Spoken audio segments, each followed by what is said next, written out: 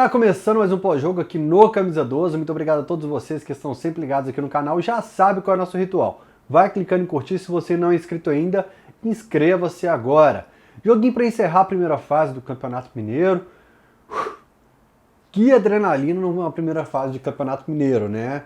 Resultados ruins, atuações ruins, briga de técnico com o torcedor, despedida do elenco, chegada de reforço.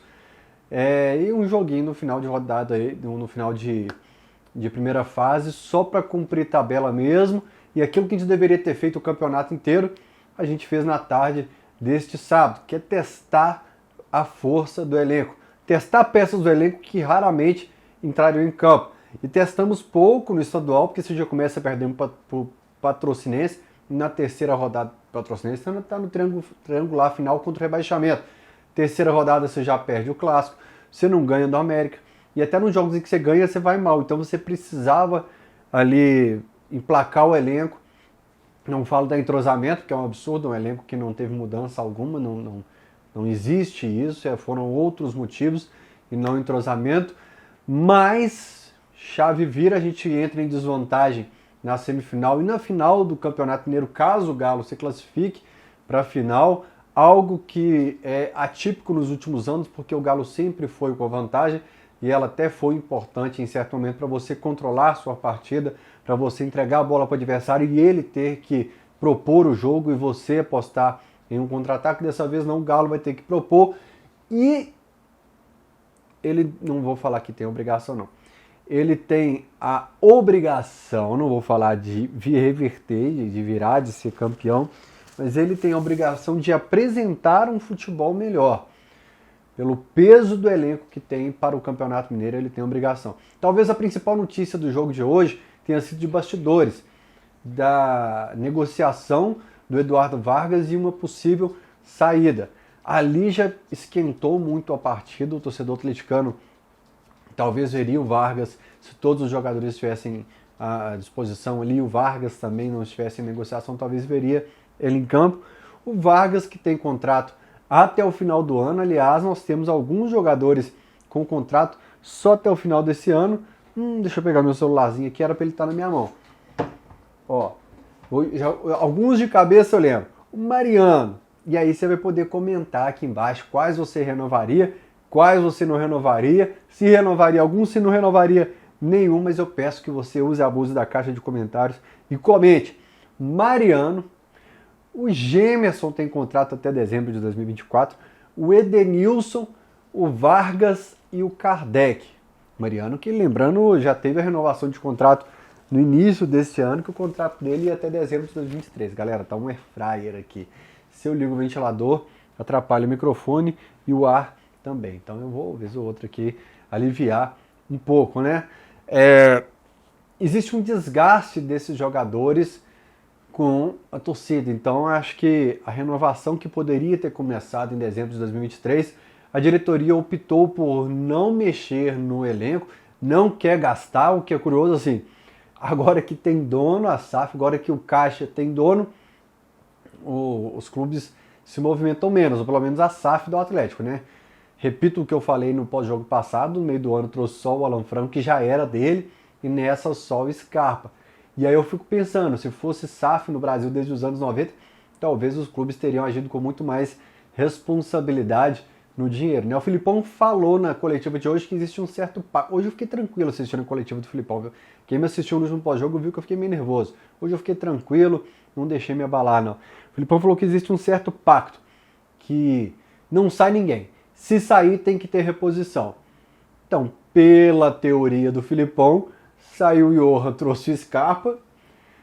O Hever, não existiu essa reposição, mas na saída do Pavon teria que vir um reforço e na saída do Vargas, pelo que deu a entender a fala do Filipão, teria que vir um reforço para o ataque. Eu recomendo sempre assistir a coletiva do Filipão, porque às vezes você pode ter uma interpretação diferente do que eu falei aqui, ou até complementar falando, Fael, e ele ainda falou isso, isso e isso, beleza? Então eu recomendo sempre, a Itatiaia transmite.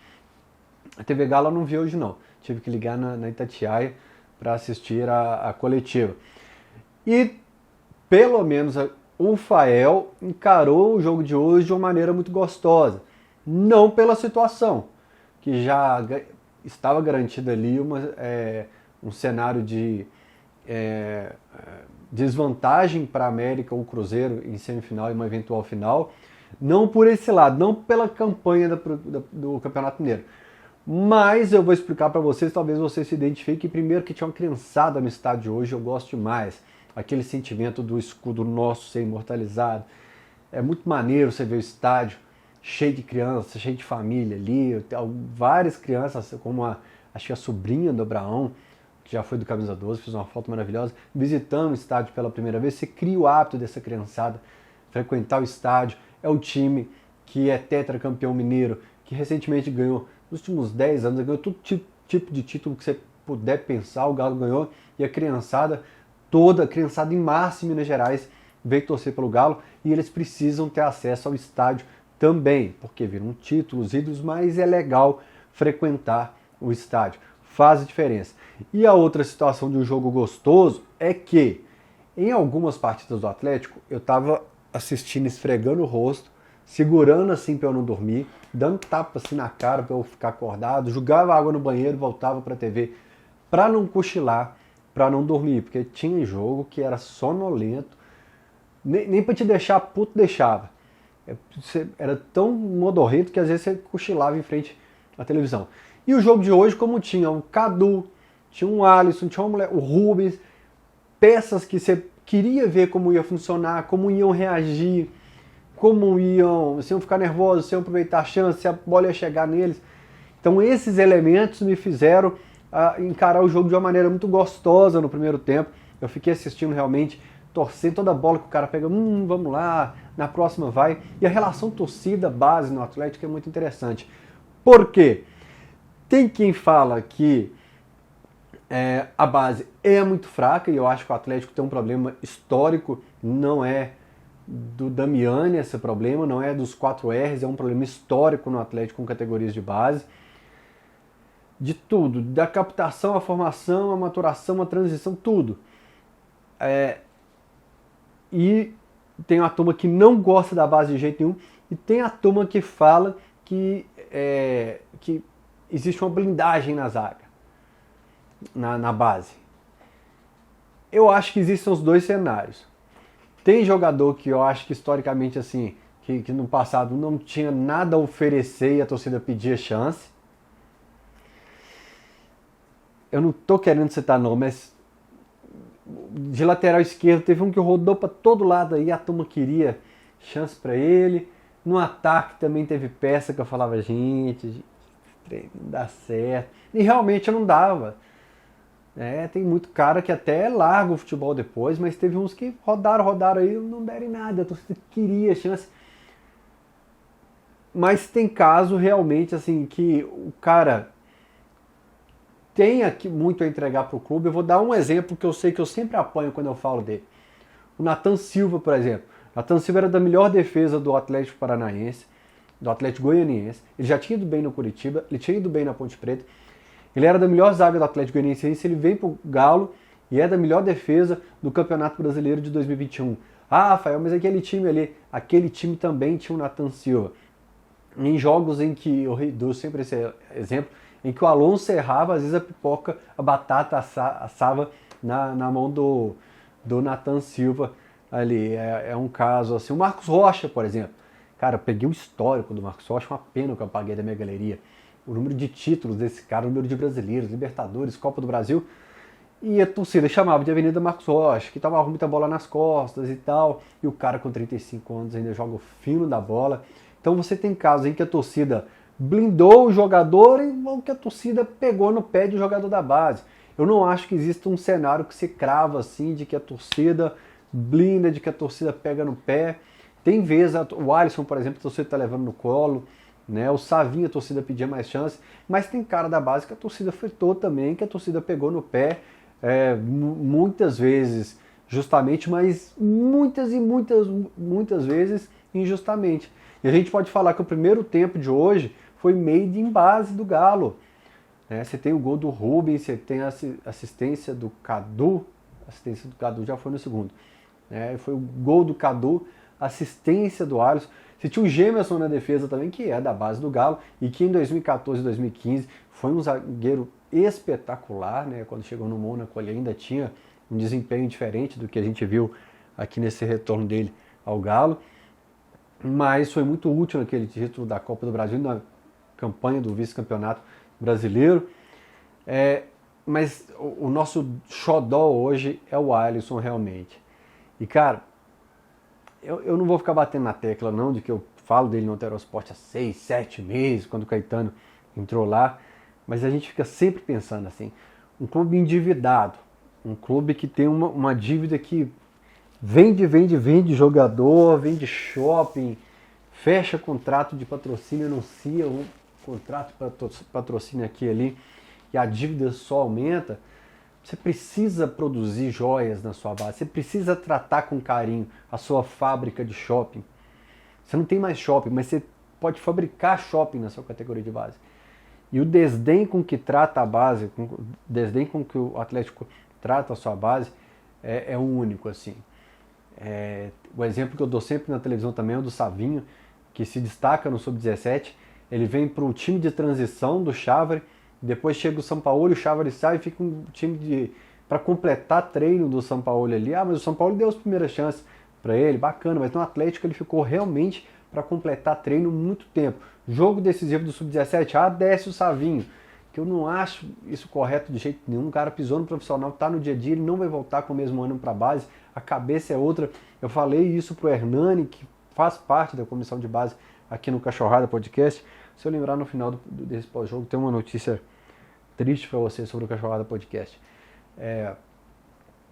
Eu falava sobre isso, e quando começou a se destacar, vendeu. E quando vendeu, colocou para jogar realmente. Então eu não entendo muito bem o que pensa, qual é a tática, qual é o plano de utilização desses meninos.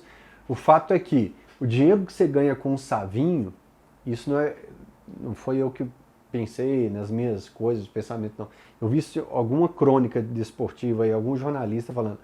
No Brasil você vende joias para apostar em jogadores que pouco agregam, que já estão num fim de carreira melancólico e tal. E no Atlético é meio assim, né? Você vende o Savinho, o dinheiro do Savinho, você tem que pagar 2 anos de contrato pro Vargas, pro Kardec, pro Pedrinho, pro Patrick. O Filipão falou que dos 50, 60 jogos do Atlético no passado, você tinha 10 que o Edenilson foi muito bem, o que é muito pouco. Então praticamente você vende suas joias, a salvação financeira da sua instituição, para bancar os improdutivos do elenco. Infelizmente essa é uma fórmula que a gente vê. O que o Pedrinho consumiu para o Atlético financeiramente desde julho de 2022, o que ele entregou.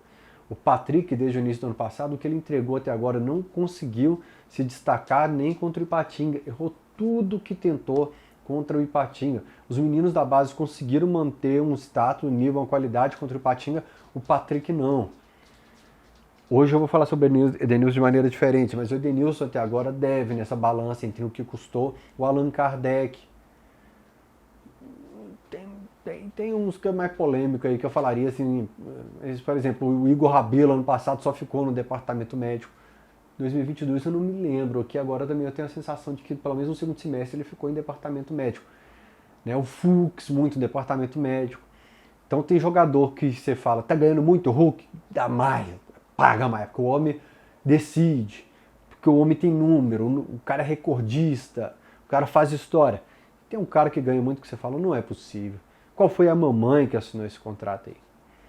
O fato é que, já que é inevitável falar de base, que base seja o assunto principal nesse início de pós-jogo, já nos primeiros minutos de pós-jogo, o Atlético começa a partida de hoje acionando o lado direito o tempo todo, bola no Alisson, e o leque do menino é cortar para dentro, cortar para fora, trazer para o meio, jogada em profundidade na linha de fundo, diagonal que cruza na área, cruza com carinho, sabendo o que está fazendo, não é jogar bola na área, porque tem dia que o Atlético se propõe a jogar no chuveirinho, só arremessando a bola a esmo na área, sem saber o que está fazendo, sem saber a quem está acionando. O Alisson mostrou lucidez naquela bola para o Cadu. Então, não vou falar para desvalorizar o Pavon, espero que entendam, até porque Uma semana e meia antes de sair a negociação dele, de falarem sobre a negociação dele, eu citei aqui que eu pegava no pé do Pavon e que estava arrependido disso, porque analisei melhor, vi jogos do ano passado de outra maneira e tal, mas com jogadas de profundidade, de cruzamento, eu vejo o Alisson hoje sem deixar nada a dever para o Pavon, guardadas as devidas proporções, sei, de Campeonato Mineiro. Ele vai ter que mostrar isso nos grandes jogos, mas guardadas as devidas proporções, um moleque de muita personalidade, na hora do drible, na hora de finalizar, contra o América, com o Hulk abrindo pelo lado, ele optou por chutar na gaveta, forçou o Dalberson, acho que é Dalberson, o goleiro do América, a fazer uma grande defesa. Então tem personalidade e deu uma dinâmica diferente para o time atleticano ali. E aí é por isso eu citei o Edenilson agora há pouco, ia comentar mais sobre ele. O Edenilson hoje segurou um pouco mais, assim como faz o Mariano, às vezes jogando quase de terceiro zagueiro, para o Alisson ser acionado em contra-ataque, para o Alisson receber uma bola com mais liberdade. E isso o Pavon era obrigado a fazer. O Pavon voltava muito para acompanhar o adversário até a linha de fundo, e o Pavon era muito voluntarioso para fazer isso, para marcar até a linha de fundo, para estar no campo defensivo, e às vezes você precisava dele no campo ofensivo e não estava lá. Eu acho que até no que custou e no que rendeu ainda ficou devendo o Pavon também, não ficou devendo pouco, mas teve seus momentos também com boas assistências, com bons passes. Mas hoje o Edenilson segurou para o Alisson ter mais liberdade de jogo.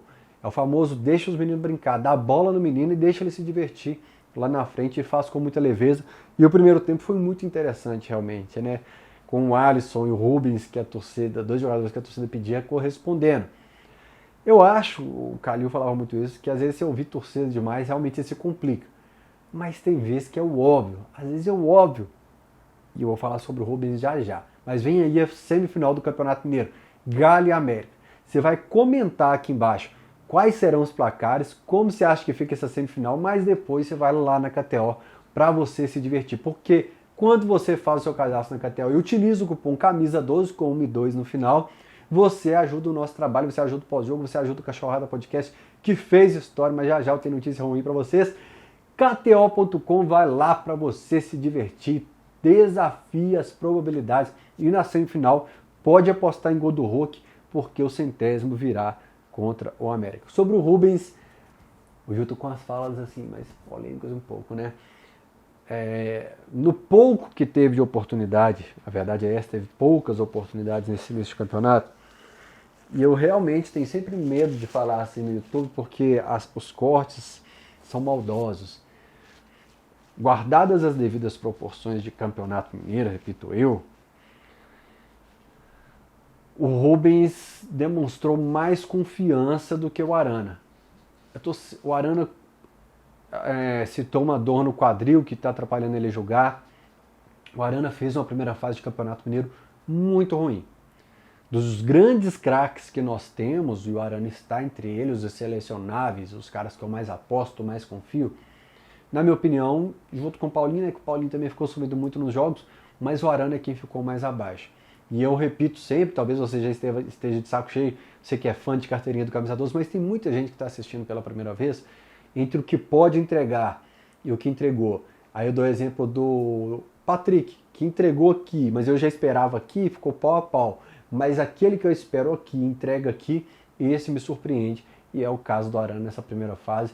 Por isso o nome do Rubens ganha força, mesmo que seja para compor o meio-campo. Para jogar ao lado do Batalha, de segundo volante, ou para fazer de repente um Batalha, Rubens e mais um, já que você escolheu o Batalha e o Rubens, o Filipão fala, não, eu tenho direito a escolher um também. Aí o Filipão colocaria o Edenilson fazendo essa trinca ali no meio-campo, ficaria um losango, porque aí ficaria o Scarpa mais centralizado, ou pelo menos a gente espera mais centralizado, que no segundo tempo hoje ele voltou para a lateral esquerda, cito já já, mas o fato é que o Rubens citou após qual foi o último jogo que nós fizemos?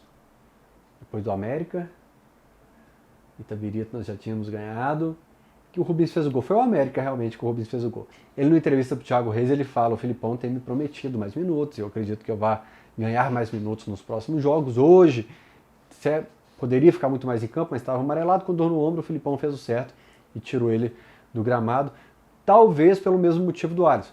Tá com cartão amarelo, meu filho, eu te vejo hoje como titular, então descansa.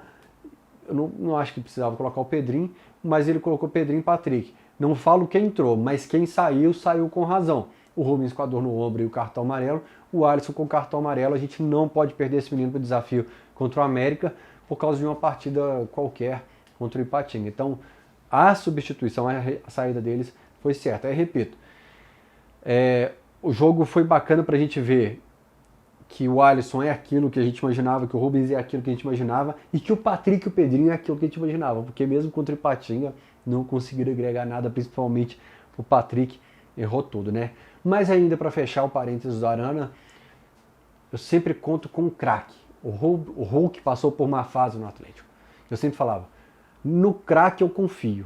O craque, uma hora ou outra, ele tira um coelho da cartola, e isso é uma frase até bem emblemática para a semifinal contra o América.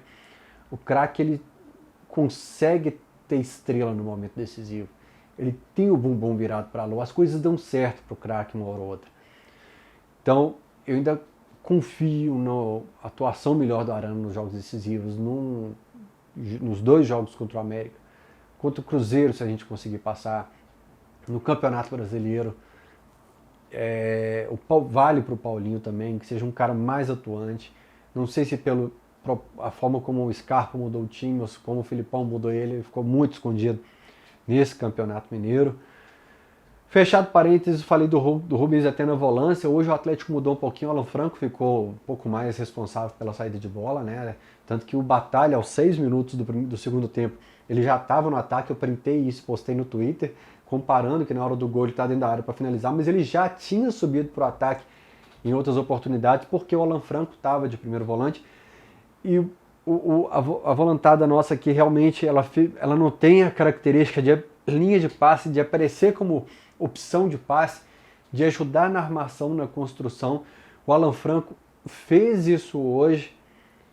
E, cara, desculpa ser chato, repetitivo, eu sei que é Ipatinga, que é Campeonato Mineiro, é porque todo mundo vai falar isso o tempo todo, mas é contra o Ipatinga. Eu não sou fã do Alan Franco, eu não sou fã do Bruno Fux, são jogadores que eu chamo de água com açúcar. Só estou falando que hoje ele atuou num lugar onde o Otávio tem dificuldade, que é armando o time, ajudando na saída de bola, e liberou o Batalha para pisar lá na frente, para aparecer lá na frente. Mas no segundo tempo eu voltei para aquele cenário de dar tapa na cara, de molhar o rosto, de tentar me manter acordado, e ficou um jogo chato. Né? O Scarpa voltou a ser o escondido na lateral esquerda, o Igor Gomes foi para a direita, aí eu jogava a bola no Patrick, a jogada morria, e o Atlético ficou aquele mesmo time que quando estava com uma a mais com o Itabirito. Realmente acho que a palavra é sonolento, desarrumado, e não ficou uma partida legal não. E aí era só encerrar a partida realmente, só contar os minutos e curtir mais uns minutinhos de jogo do Galo ali, que é sempre gostoso assistir, né? Na coletiva o Filipão falou, algum repórter perguntou assim, o Cadu tá pronto para esses jogos grandes? Foram até 2 perguntas seguidas, 2 repórteres, um homem e uma mulher. Aí ele falou assim, olha, talvez daqui a 6 meses esteja, daqui a 1 ano esteja. Então deixou claro que ele não conta agora para ser um Cadu, um reserva imediato para um possível departamento médico do Hulk, para um possível cartão do Paulinho. Ao mesmo tempo que ele blinda a diretoria, porque o Filipão tem essa característica, ele vai blindar o diretor de futebol, o elenco dele é a diretoria, eu tenho certeza, eu poderia cravar, sem ter informação, apenas com opinião, que ele está pedindo reforços. É o que eu falo das entrelinhas das entrevistas dos treinadores. Nas entrelinhas da entrevista do Filipão, você vê realmente que ele não conta com o Cadu e Isaac, que ele quer sim reforços. E se ele fala que o combinado foi saiu, contrata, ele ainda espera até um substituto para o Pavon. O que eu acho que, tendo o Alisson pelo lado direito, a gente precisava desse cara que rompe linhas do drible pelo lado esquerdo, porque o Patrick já mostrou que não dá para contar com ele para isso. O Vargas está saindo, e o Vargas já jogou por lá, já jogou pela direita, já jogou por dentro, já jogou quase como um meia, está saindo também. Aí vem um problema, e de certa forma, eu vou até meio que concordar com o Filipão por um motivo. O Alisson tinha informação que estava se destacando no Atlético. Por isso falei no programa, falei, eu tenho a informação que ele está arregaçando nos treinos. Eu ainda não conheço o suficiente do Cadu para falar que ele pode contar com ele. Dá para contar com ele. Então entendo o Filipão, está saindo Vargas. Eu acredito que o Atlético está doido para fazer o mesmo com o Allan Kardec também. Acabar o contrato, dar um destino para ele antes. Mesmo que o Nery Clube, como tem informação agora do Thiago Fernandes, o vídeo já está aqui no ar, já está no Camisa 12, foi publicado logo após a partida. Se você é fã de carteirinha do Camisa 12 e está assistindo o pós-jogo, assista depois o vídeo do Thiago Fernandes também. Então eu acho que ele vai querer um atacante para ser esse reserva imediato. Talvez ele deixe até o Kardec aqui para ser o cara do bola na área, chuveirinho. Tá lá o Kardec até o final do ano. Mas como perdeu o Pavão e Vargas, vai exigir, eu acho que vai exigir alguém de qualidade, né, para compor esse elenco aí que pouca movimentação teve. Ele falou que está satisfeito com o elenco, mas lá atrás, quando a gente teve aquela crise de 9 jogos, 10 jogos sem vitória, o Filipão falou, olha, o elenco do Cudê tem a cara do Cudê, não tem a minha cara. Então, acho que o Filipão, nos bastidores, ainda tem isso, do tipo, meu aqui não teve nada ainda. Deve apertar isso. E lá na frente vem a Copa América, a CBF já falou que não para o Campeonato Brasileiro por causa disso, então teremos o problema da Copa América. Em caso o Lemos, eu entrevistei o Lemos, ele, sobre o Bielsa lá, tá de olho nele. O Paulinho tem convocação recente, apesar de ter feito um Campeonato Mineiro ruim até o momento. O Arana tem convocação recente, apesar de um Campeonato Mineiro ruim. O Everson já foi convocado, ele chamou o Rafael, quem sabe ele vai dar chance para um goleiro nacional. O Bernard só chega para a reta final do primeiro turno, pega praticamente só o retorno, e ainda temos a saída dos jogadores para um time que tem peças que frequentam DM, como Mariano, Bruno Fux, Igor Rabelo. Então, o Atlético tem todos os sinais que precisa já resolver essa situação. Agora eu vou dar um pause aqui, porque achei que esse vídeo teria 10 minutos e já está com 27. É um absurdo fazer um vídeo de mais de 30 minutos sobre Galo e Patinga. Assunto sério agora, volta agora. E antes da partida, tivemos um torcedor do Cruzeiro que faleceu em confronto. Quem assistiu ao Terral Esporte sexta-feira viu que eu e o Gão falamos, olha, a tragédia está anunciada e ela vai acontecer. Se tivesse essa odd lá, a KTO é um lugar de se divertir, não vai ter essa odd nunca lá, mas se tivesse eu ia colocar meu dinheiro todo lá, falando, a tragédia está anunciada. Parabéns para o responsável pela tabela do Campeonato Mineiro. Federação Mineira, esse cara tem que ser demitido amanhã. Estou passando pano para as organizadas? Não. Eu já fui da loucura, de carteirinha, já fui vice-presidente da Força Jovem, que não é uma torcida de pista, mas tem torcida que faz as suas caravanas. A gente fez história ali num tempo da Força Jovem. Sempre fui de acompanhar a movimentação das organizadas. Tive a honra de entrevistar aqui algumas pessoas ligadas à arquibancada historicamente no Galo, como fundador da Loucura Melão, entre outros o atual presidente também. E depois optei por mudar o perfil do Cachorrada das torcidas entrevistadas e expliquei isso para a Brigada, expliquei para o Nariz, expliquei para o Traquinas também, quando a gente falou de volta da bateria. Eu falei, olha, não dá para vocês estarem fazendo o que estão fazendo, eu trazer vocês aqui não dá. Não estou passando pano, mas o erro, no mundo inteiro você não coloca times rivais com torcidas de pista ativas jogando no mesmo dia numa cidade como Belo Horizonte, principalmente com o transporte público tão pobre, tão limitado. A tragédia estava anunciada e ela aconteceu. As torcidas certamente serão punidas, né? O Mafioso acho que já está com uns 2, 3 anos de punição acumulada aí. A loucura certamente vai ser punida também, mas que não passe em branco o que a Federação Mineira fez de marcar jogos de Atlético e Cruzeiro no mesmo dia. É de uma incompetência única, coisa de quem não sabe mexer com futebol. Parabéns, as mãos das torcidas hoje estão sujas de sangue, as de vocês também. Grande abraço, turma, até o próximo Cachorrada. Semana abençoada. Falei que ia dar um recado para vocês. Ô, turma, para ser curto e grosso assim, o Cachorrada Podcast vai acabar. A gente está com vocês até maio, mas o Cachorrada Podcast vai acabar e até lá eu espero que vocês curtam muito cada corte do Cachorrada Podcast que a gente subir, cada gravação que a gente fizer, cada transmissão que vocês compartilhem no WhatsApp. Cara, foi um projeto muito bacana, eu tenho o símbolo tatuado aqui na minha perna. mas mudanças da vida acontecem, ciclos se encerram e o Cachorrada vai acabar. Depois eu gravo sobre isso pra vocês lá no Instagram, tá bom? Beijo, só queria agradecer o carinho que vocês tiveram com o Cachorrada nesse tempo. Tchau!